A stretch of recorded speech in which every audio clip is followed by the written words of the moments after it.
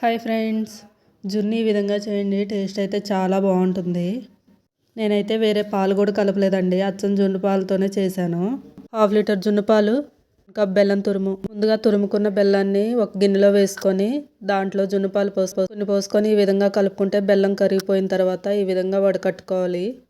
ఇసుక ఏమన్నా ఉంటే పోతుందండి. వడకట్టుకున్నాక మొత్తం ఒకసారి కలుపుకోవాలి.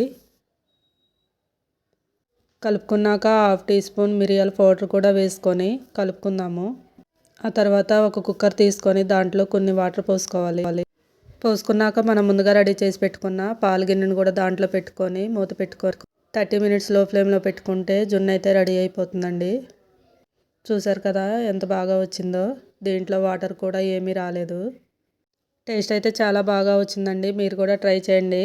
నా వీడియో కనుక నచ్చినట్లయితే లైక్ అండ్ సబ్స్క్రైబ్. బాయ్.